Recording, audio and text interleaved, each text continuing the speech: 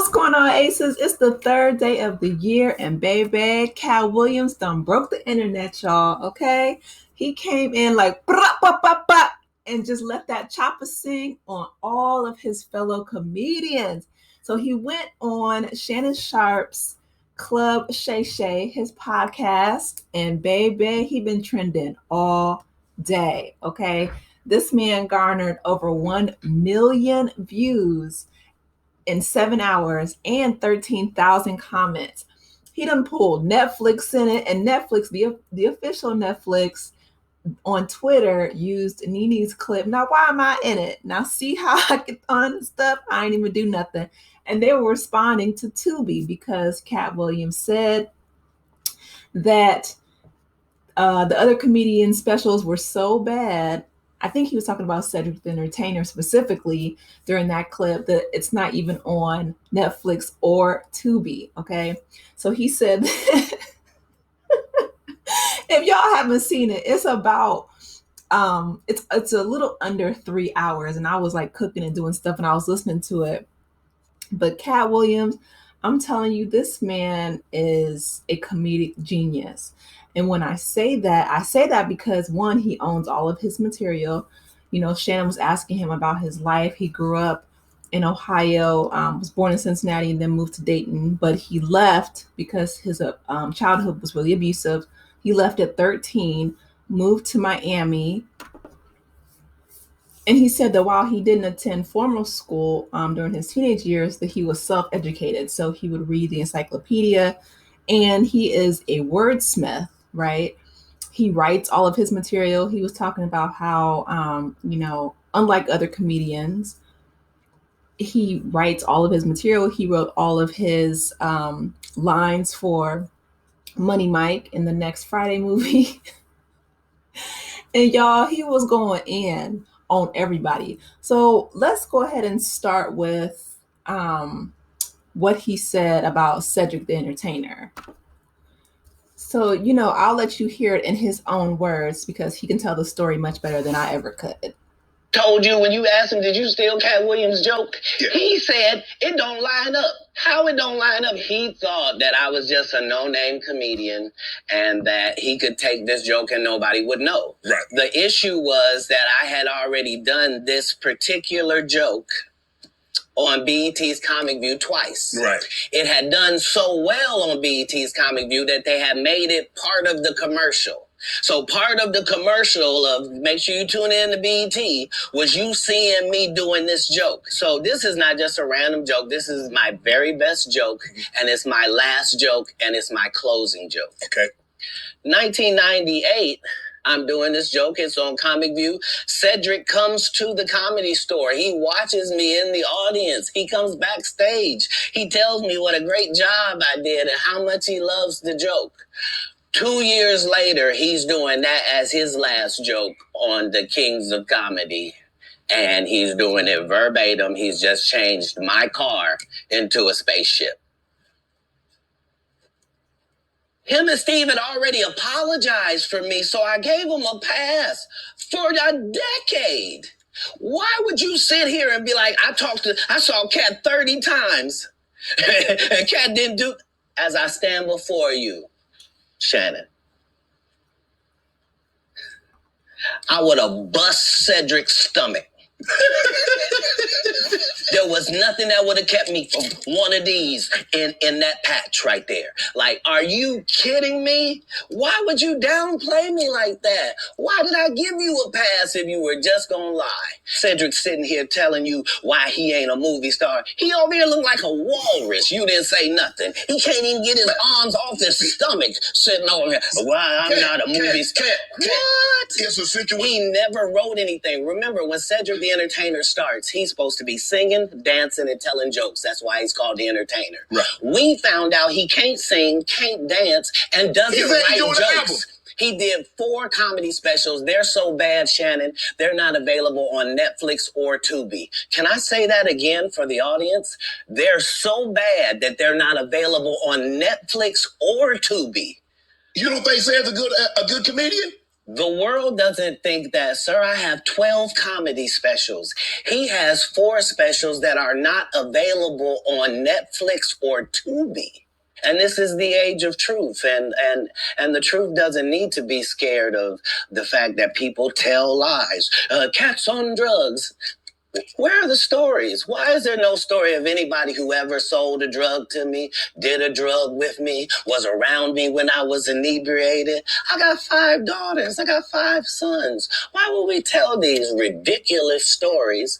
Because it's competition. Now, I'm reading Katt Williams won Cedric the Entertainer's Anheuser-Busch Best Los Angeles Comic Award. Did you win that award, won Katt Williams? It's a simple yes or no. It's not a rhetorical question. It's a question that probably should have been asked to Cedric the Entertainer. I'm asking you. I got you here, though. I know. I couldn't believe Cedric didn't get asked that question. You steal a dude's joke and then give him an award, and then 10 years later you don't know nothing about it. Hey, but I promise you this. What? If he sees me again before he sees you, he'll be talking different when you see him. That's for certain. That's the difference. That's what these comics understand, is that I'm not doing nothing for clout. I don't even recognize clout. But eventually the Lord is going to let me and you be in one hallway. A lot of these dudes go. But you did win the award. How did the award help your career? It had to help some, Cat. Nope. No. God, come on, Cat. I didn't remember it happened till you just said it. How can Cedric give you an award that was worth something? Everything Cedric and Rickey Smiley ever been in got canceled for not being funny. Wow. Okay, so y'all heard it from his own lips, right? He went in on Rickey Smiley. He went in on Kevin Hart. He went in on Tyler Perry catching strays because they put on dresses, right? He said that he would never do that. He would never malign his integrity, putting on a dress, doing, step and fetch it coon type stuff. Okay. Let me read real quick because Cedric did respond. So he says, Cedric the Entertainer on his Instagram, he says, revisionist history, regardless of whatever Katt's opinion, my career can't be reduced to one joke. Katt Williams claims as his. I've been over 40 movies. My specials and my brand speaks volumes for for who I am. I'm thinking that's what he meant.